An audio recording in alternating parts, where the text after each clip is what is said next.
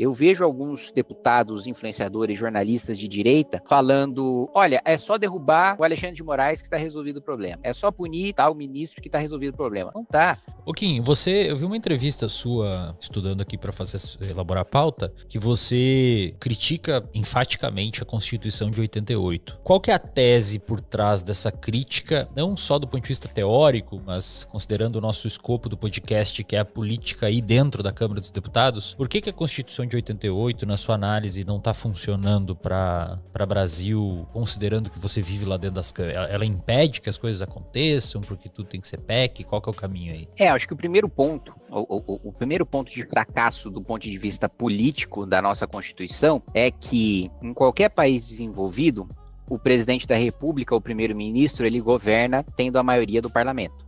Ou seja, 50% mais um, que no caso da Câmara dos Deputados são 257 deputados.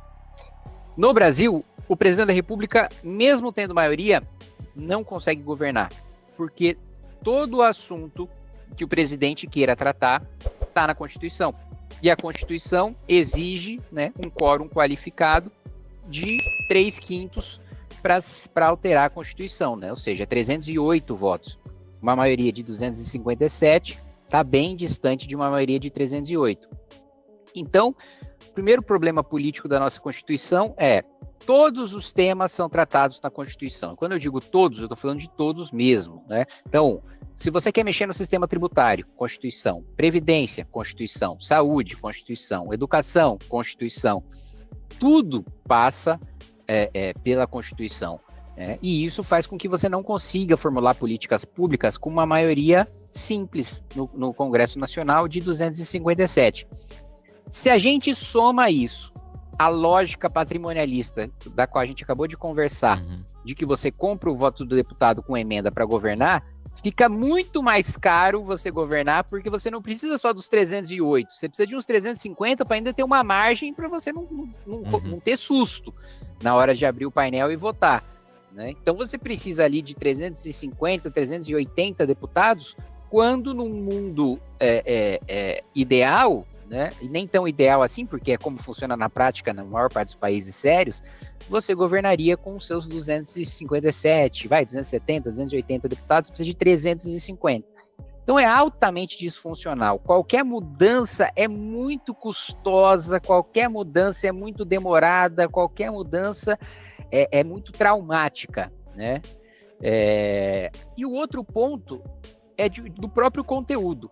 Não é como se a gente tivesse jogado a educação, a saúde, os tributos e a previdência para a Constituição e a Seguridade Social com um bom texto.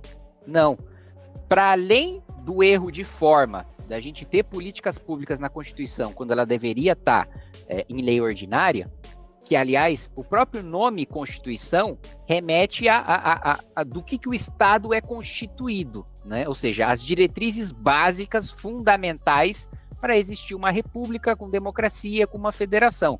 Não entrar em detalhes de tudo aquilo que vai funcionar como política social, por exemplo, daquele regime. Mas voltando, para além do erro dessas políticas estarem na Constituição, o próprio texto dessas políticas é ruim. A gente fracassou em todos os setores, né? Quando se compara o Brasil com os países do Sudeste Asiático, países que eram muito mais pobres, países que tinham uma mão de obra muito menos qualificada, que tinham um analfabetismo maior, que tinha menos saneamento básico, que tinha menos segurança, países que saíram destruídos da guerra. Assim, hoje o Brasil apanha de praticamente todos os países do Sudeste Asiático no PISA. Se você pega um aluno de uma escola no Brasil que custa R$5.000 por mês, o resultado dela em matemática é pior do que o estudante mais pobre do Vietnã. Então, assim, é uma tragédia humanitária. Segurança pública não preciso nem falar, né? Todo mundo hoje fala sobre segurança e reconhece o estado de guerra civil que a gente vive. Não só a gente tem um domínio do crime organizado, que hoje governa mais pessoas do que muitos governadores, né? Hoje tem milhões de pessoas que moram em territórios dominados pelo crime organizado, e que dá mostras de poder publicamente, né? Aí organiza shows, baile funk, pancadão, com assim, milhares de pessoas com o fuzil para cima, com um cantor cantando hino de facção criminosa. Mas o próprio crime desorganizado também dominou, né? O assalto, o furto, assim, é um negócio generalizado e a gente tem uma realidade em que o cidadão que é roubado fica mais tempo na delegacia do que o bandido pego em flagrante na audiência de custódia, né? E uma vez que o sujeito é punido, que é assim, uma porcentagem muito pequena, pra você ter uma ideia, o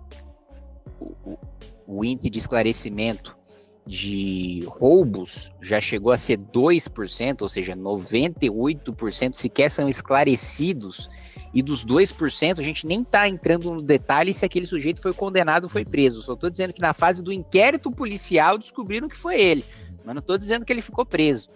E então é um negócio... E para mexer em qualquer coisa dessa envolvendo endurecimento penal, qualquer coisa, demanda mexer em Constituição, demanda PEC, demanda 3/5, e aí é todo esse rolê.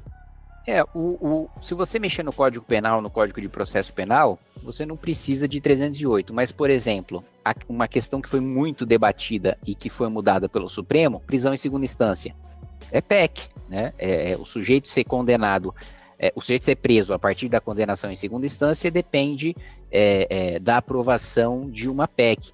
Então, ou então uma coisa que tem sido muito defendida pelos governadores, que é os próprios estados poderem decidir sobre legislação penal, processual penal e política penitenciária, que é uma coisa que eu defendo, até porque o paralelo que a gente tem aos Estados Unidos, né? Não existe outra federação do tamanho do Brasil, com o modelo político do Brasil, que não seja os Estados Unidos. E lá, cada estado... e aqui, assim, assim como nos Estados Unidos, no Brasil, cada estado tem uma realidade muito diferente um do outro, né? E as nossas assembleias legislativas não têm competência para legislar sobre nada. Os nossos deputados estaduais, o orçamento do estado, nome de ponte, viaduto, e é isso, assim. Legislação de trânsito, o estado não pode definir. Comercial, o estado não pode definir. Penal, o estado não pode definir. Processual penal, não pode definir. Penitenciária, que a maior parte são administradas pelos estados, eles próprios não podem definir a própria política. Então, além de serem realidades muito distintas, você não tem poder nenhum para os deputados estaduais, que são aqueles que, teoricamente, têm um conhecimento maior e uma vivência maior sobre o estado do que o deputado federal ou senador.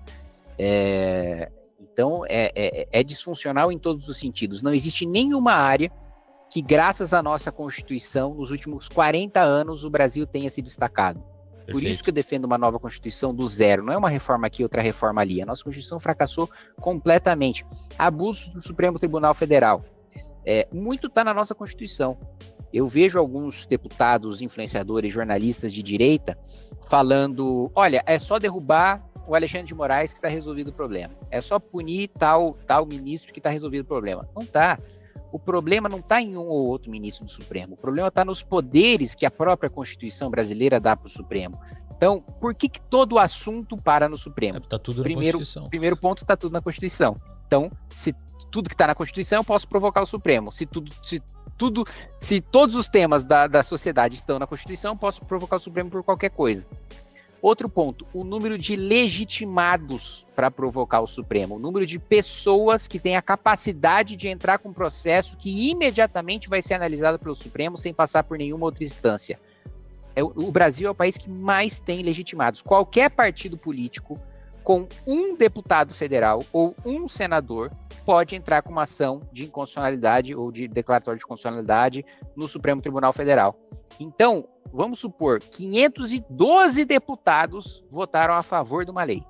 Um discordou. Esse um tem o poder de provocar o Supremo Tribunal Federal e reverter esse entendimento. Mas vai além, não é só partido. Sindicato tem o poder de provocar o Supremo.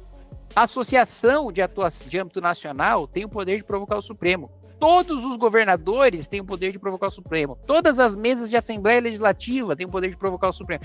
Então, assim, é óbvio que, com tanta gente podendo provocar o Supremo, qualquer derrota para qualquer um desses legitimados vai chegar no Supremo e o Supremo vai decidir em cima daquela lei, né? Então, o outro ponto é restringir ao máximo o número de pessoas que podem provocar o Supremo Tribunal Federal, né?